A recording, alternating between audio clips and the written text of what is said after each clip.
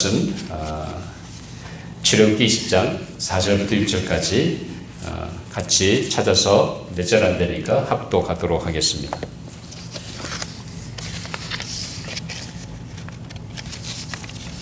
제가 진 구약성경 112페이지입니다. 출애굽기 20장 4절부터 6절까지입니다.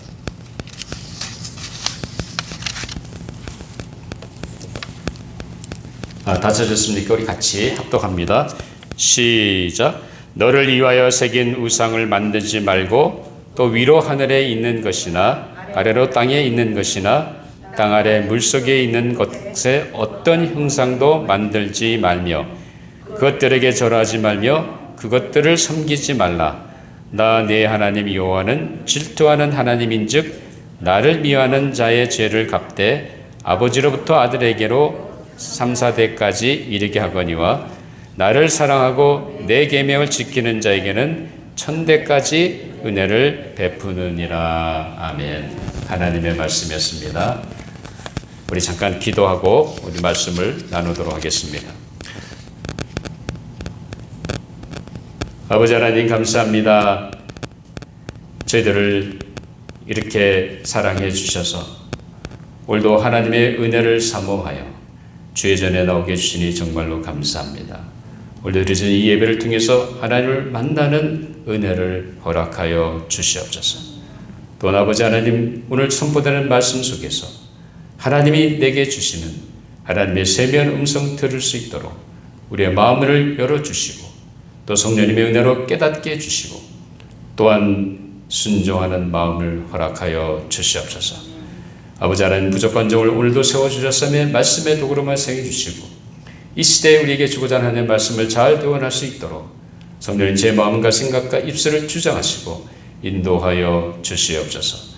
이 시간을 주님께 있다하고 감사하며 예수님 이름으로 기도하옵나이다. 아멘. 금년도 주신 비전 우리 나누지 못했는데 한번 해보죠. 시작. 말씀 안에 뿌리를 내리는 교회 첫째, 매일 경건의 시간으로 말씀을 묵상하자. 몇 사람 하는 것 같은데. 자 시작. 첫째, 매일 말씀을 묵상하자. 둘째, 친구의 성경 통독을 통하여 말씀을 가까이 하자. 셋째, 말씀의 순종함으로 열매 맺는 삶을 살자. 이 세 가지 목표가 여러분 삶 가운데 분명하게 이루어져서 결실을 맺는 금년 한 해가 되고 우리 조지아장로교회도 그런 교회가 되기를 바랍니다. 옛날 고성서에 보면 주객전도라는 말이 있습니다. 이 말은 한자 그대로 주인과 객 혹은 주인과 손님이 바뀌었다는 뜻이기도 합니다. 또 어떤 때는 중요한 것과 부수적인 것의 순서가 바뀌었을 때도 주객전도라는 말을 쓰기도 합니다. 즉 일의 순서나 중요도를 생각하지 아니하고 이 뒤죽박죽된 상태나 그 행동을 나타내는 말이기도 합니다. 자, 예를 든다고 한다면 여러분들 강아지가 뭘 흔들죠? 꼬리를 흔들죠. 꼬리가 강아지를 흔듭니까? 그건 아니죠. 자, 그러나 일반적으로 주인과 손님이 바뀌는 그런 상황 속에서 주로 사용되는 말이 주객전도라는 말입니다. 자, 회사에 사장이 있는데도 불구하고 그 밑에서 일하는 어떤 직원이 마치 사장 노릇을 하는 경우, 그런 경우를 두고 하는 말이기도 합니다. 자, 남 밑에서 일하는 관리자가 마치 자신이 사장인 듯 이러라 저러라 하고 한다고 한다면 그것이 바로 주객이 바뀐 행동이라는 것입니다.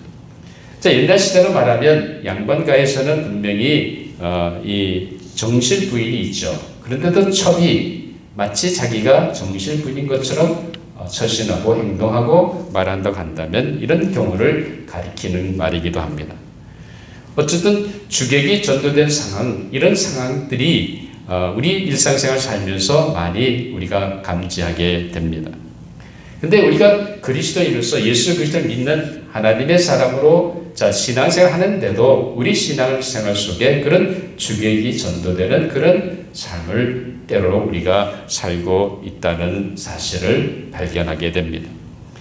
자, 이 주객전도라는 말의 의미가 오늘 우리가 함께 묵상하는 말씀의 핵심이기도 합니다. 우리는 지난주부터 하나님께서 어떻게 하면 주신 그 십계명이 단순히 우리가 우리에게 책임을 주고 의무를 행하기 위한 무거운 계명이 아니라 하나님이 우리로 하여금 하나님을 어떻게 사랑하고 어떻게 하나님을 기쁘시게 하는지 그 삶의 원리를 가르쳐 주시기에 주신 10마디 말씀이라고 말씀을 드렸습니다. 그래서 첫 번째가 뭐였죠? 지난주에 배운 첫 번째 하나님 사랑의 원리가 뭐였습니까? 하나님 한 분만으로. 무슨 말입니까? 하나님 한 분만이 유일하신 분이라는 거예요. 세상에 어떤 신도 없습니다. 우리가 믿는 그 하나님이 바로 그 하나님이라는 말씀입니다. 자, 오늘은 이 본문 말씀을 가지고 하나님의 사랑의 원리인 두 번째 원리인 하나님을 하나님 되게라는 제목을 가지고 함께 말씀을 나누려고 합니다.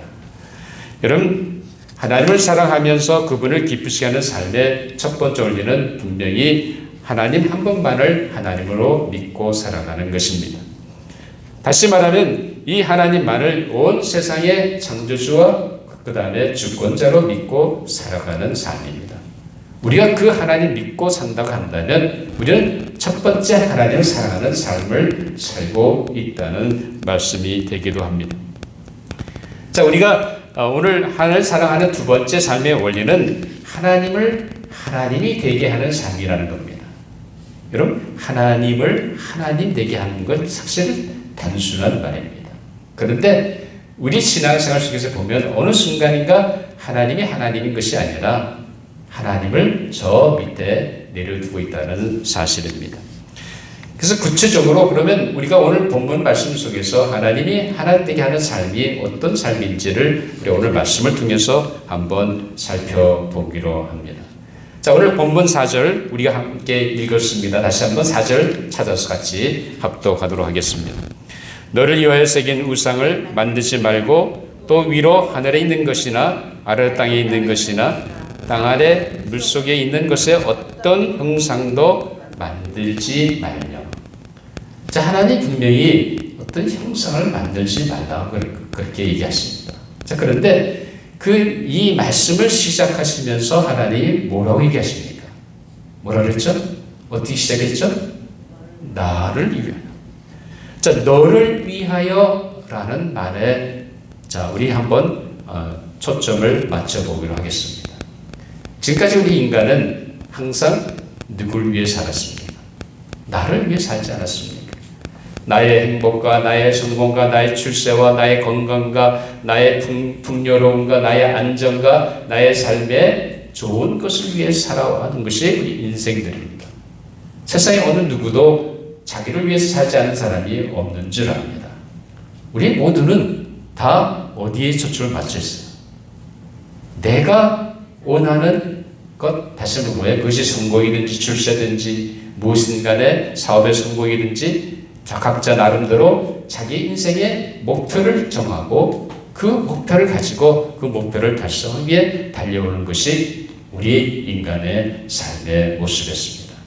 자기를 위해 살았다는 거죠. 나를 위해서 살았다는 거예요. 자, 이 나의 건강과 이런 것을 위해서 우리 인간은 그렇게 살지만 여러분 말하는 것처럼 내가 목표한 대로 내가 계획한 대로 모든 일들이 순조롭게 진행되던가요? 그렇지 않을 때가 많은 것을 우리는 보게 됩니다. 우리는 생각하고 나의 유익을 위해서, 내 건강을 위해서, 내 출세를 위해서, 내 성공을 위해서, 나의 사업의 풍요로움을 위해서 나 나름대로 계획하고 결정하고 나가지만 반드시 꼭 그렇게 되지 않는다는 사실을 우리는 이 현실 속에서 직면하게 됩니다. 그 이유가 뭐라고 생각하세요? 우리가 아무리 하려고 하지만 여전히 우리는 계획대로 안 되는 경우가 많은 것을 보게 됩니다. 왜 그렇습니까? 우리는 여전히 불완전하고 온전하지 못하기 때문에 그렇습니다. 그러다 보니까 이것은 근본적으로 인간이 성경이 말하는 뭐예요? 죄이기 때문에 그렇습니다. 하나님이 본래 근본적으로 우리 인간을 하나님의 형상대로 만들어 주셨습니다. 하나님의 형상대로 지음받은 인간이 그 하나님을 떠나서 하나님 없이 살아갔기 때문에 우리 인생은 어쩔 수 없는 그런 어려움이 있을 수밖에 없다는 겁니다. 우리 각자는 지금까지 그랬잖아요. 하나님 없이 모르고 살았을 때는 내 마음대로 내 인생을 좌지우지하며 살았던 것을 우리는 고백하지 아니할 수 없습니다. 결국 하나님 없이 살아가는 삶은 실패일 수밖에 없다는 겁니다. 실망과 좌절에 빠질 수밖에 없고 공포와 두려움과 염려와 그 다음에 불행 가운데 빠질 수밖에 없습니다. 그러다 보니 우리 인간은 물에 빠진 사람이 지푸라기라도 하나도 잡는 그 심정으로 붙잡는 것이 있습니다. 그것이 다른 것이 아니라 바로 오늘 본문에 나오는 우상이라는 겁니다. 어떤 우상을 만들어 놓고 그리고는 인간은 자신의 삶을 위해 돌이나 나무 등으로 어떤 형상을 만들어 숭배함으로 인생의 문제를 해결받고자 했습니다. 더 나아가 우리 인간은 자연에 있는 피조물을 마치 하나님처럼 섬김으로 인생의 문제들을 해결받고자 했습니다. 그래서 이 자연에 있는 하늘에 있든지 아니면 땅에 있든지 아니면 물속에 있든지 어떤 존재를 자신의 신으로 여기고 그리고 섬김으로 인생의 문제를 풀고자 했습니다. 여러분, 농경사에서는 농작물을 어떻게 됩니까? 잘 자라서 곡식이 잘 거둬야 되지 않습니까? 풍년을 이루어야 되지 않습니까? 그러기 위해서는 비도 와야 되고 또 토양도 좋아야 되고 그 햇빛도 잘 받아야 되지 않습니까? 이런 것을 위해서 그런 토지신을 섬긴다든지 아니면 바알신을 섬긴다든지 아니면 소를 섬긴다든지 아니면 태양을 섬긴다든지 이렇게 우리 인간은 삶의 풍요로움과 삶의 안정을 위해서 이 하나님이 만드신 피조물을 마치 신처럼 섬기고 그들을 의지해서 인생의 문제를 해결하려고 했다는 사실입니다. 또 바다에 나가서 어업을 하는 어부들은 어땠습니까? 그들은 항상 바다로 항해를 떠나기 전에 그 배 앞에서 해안가에서 모란 제사를 드리지 않습니까?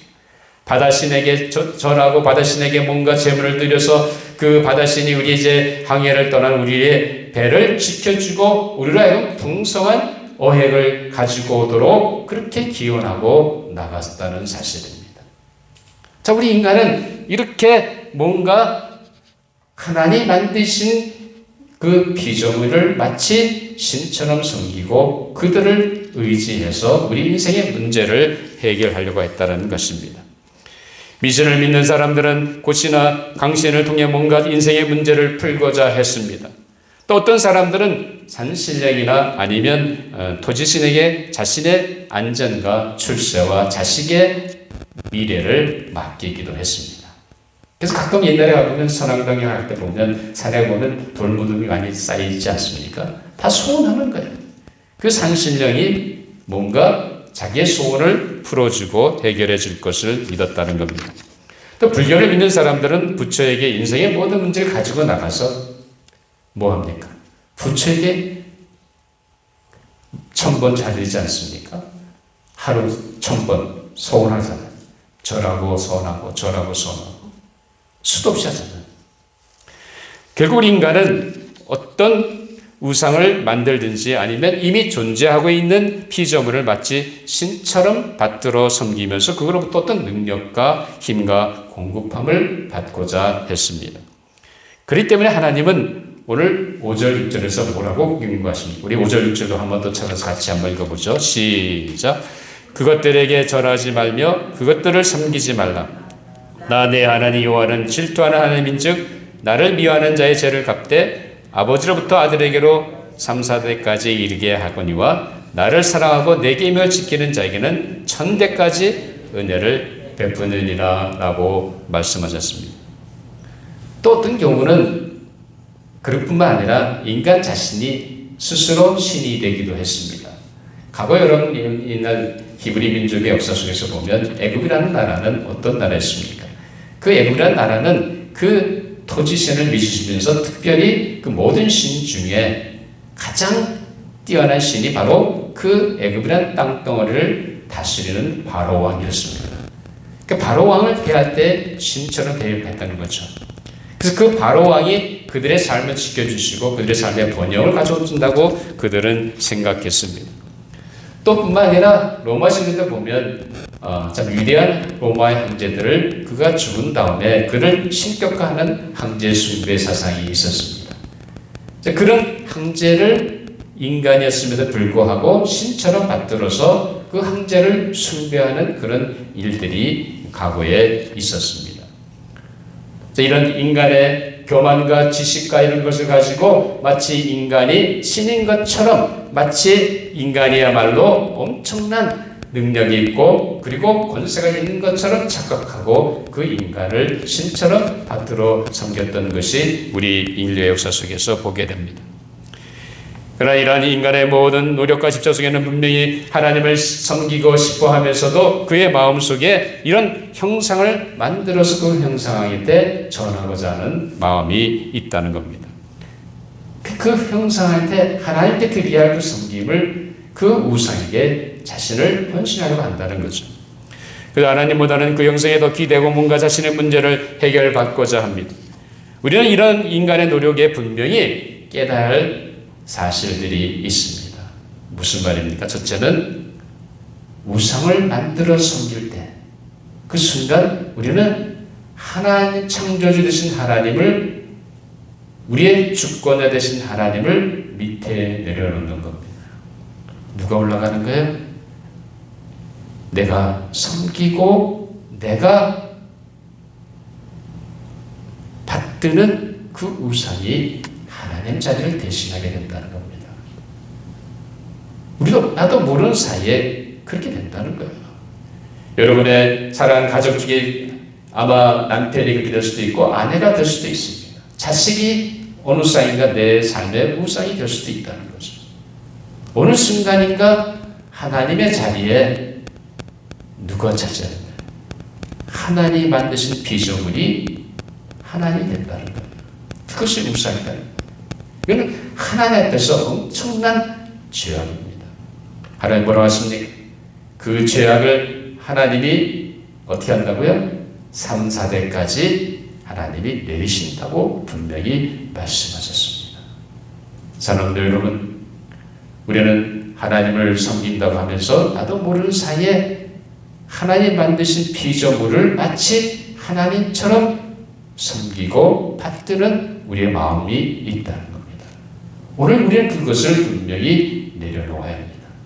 내가 분명히 내가 섬기고 내가 받드는 그 우상이 하나님 자리에 있는 순간 하나님은 뭐가 되는 거예요? 땅에 내려오신 겁니다. 하나님과 피조물의 순서가 바뀌었다는 거예요. 이것이 바로 주객전도라는 겁니다. 당연히 하나님 되셔야 되는데 하나님 밑에 가 있고 하나님 만드신 피조물이 하나님이 된다는 거예요. 그것이 바로 우상을 섬기는 마음이라는 겁니다. 오늘 하나님 분명히 그것을 우리에게 경고하고 계십니다. 하나님을 사랑하는 자는 어떤 사람입니까? 다른 것이 아니라 하나님을 하나님 되게 믿는 사람입니다. 하나님 어떤 하나님이에요? 만물을 창조하신 창조주 하나님 믿으십니까? 그 하나님 어떤 하나님이냐? 이 모든 만물을 주관하고 섭리하시는 주권자인 것을 분명히 믿으시기 바랍니다. 그것을 믿어야 되는 거예요. 다른 사람이 하나님이 아니라 누가 하나님이에요? 우리가 믿는 그 하나님이 창조주이시고 그리고 그 하나님이 주권자 되신 것을 우리는 분명히 믿어야 합니다. 그럴 때 우리는 하나님이 하나님 되게 할 수 있는 거예요. 또 우리는 삶 속에서 무슨 일을 합니까? 어느 순간인가 나도 모르는 사이에 하나님보다 소중히 여기는 부분들이 있습니다. 내 죄에 대한 습관이라든지 아니면 내가 사랑하는 식구라든지 아니면 내가 좋아하는 돈이라든지 아니면 내가 사모하고 그리고 가까이 하는 직업이든지 그 어떤 것들이 하나님보다 내가 그것을 더 사랑하게 되면 그것은 어느 순간인가 내 삶 속에 하나님으로 자리 잡게 된다는 겁니다. 그럴 때 어떻게 해야 돼요? 구별을 해야 되는 거예요. 하나님을 하나님에게 하는 것 다른 것이 아닙니다. 하나님과 피조물을 분명히 구별할 수 있어야 합니다. 세상의 어떤 것들도 다 하나님이 만드신 피조물일 수밖에 없습니다. 그것이 신이 될 수 없습니다. 그것이 하나님보다 더 소중해질 수 없습니다. 그렇기 때문에 우리는 우리 삶 속에서 뭘 해야 돼요? 하나님을 하나님 되게 하는 것은 하나님이 창조주이시고 주권자를 믿을 것뿐만 아니라 우리 삶 속에서 하나님과 피조물을 분명히 구별할 수 있는 믿음이 있어야 됩니다. 사랑하는 여러분, 더 이상 우리가 우리 삶 속에 내가 좋아하고 내가 추구하는 것을 인해서 하나님 대신에 그런 것들이 내 삶의 하나님 자리에 차지하는 그런 삶이 이제는 다 내려놓으시기 바랍니다. 오늘 하나님이 우리에게 주시는 것은 다른 것이 아닙니다. 네가 정말로 하나님을 사랑하고 내가 기뻐하는 삶을 살기 원하냐 그렇다고 한다면 하나님이 바로 우리의 창조주시고 주권자인 것을 분명히 믿고 산다는 겁니다. 그리고는 뭐예요? 우리 삶 속에서 하나님이 만드신 모든 피조물은 피조물일 뿐입니다. 그것이 어떤 내 인생을 좌지우지할 수 있는 존재가 될 수 없다는 사실입니다. 이 세상에 하나님은 한 번밖에 없습니다. 세상에 있는 모든 우상들은 다 뭡니까? 만들어진 것이고 가짜이고 그 우상 통해서 어떤 능력이 나타날 수 없습니다. 바알을 믿는 사람들, 풍요를 바라는 많은 농부들은 무슨 일을 합니까? 그 해를 주고 비를 준 분이 누구예요? 바알신이 아니잖아요. 그들이 섬기는 소가 아니지 않습니까? 그들이 섬기는 태양이 아니라 누구예요? 하나님이라는 사실입니다. 그것들은 다 하나님이 만드신 피조물일 뿐입니다. 하나님의 손에 붙잡힌 바 되고 하나님의 손에 의해서 운행되는 것을 부여하는 사실입니다. 우리 오늘 분명히 그것을 하나님 앞에서 깨달아야 줄 압니다. 사랑하는 여러분, 오늘 우리는 하나님을 하나님 되게 하는 삶을 위해서 불러주셨습니다. 내가 믿는 그 하나님 어떤 하나님, 다른 하나님이 아니라 바로 우리 온 우주를 창조하시고 지금도 세계 역사를 주관하시는 주권자인 것을 분명히 믿으시기 바랍니다.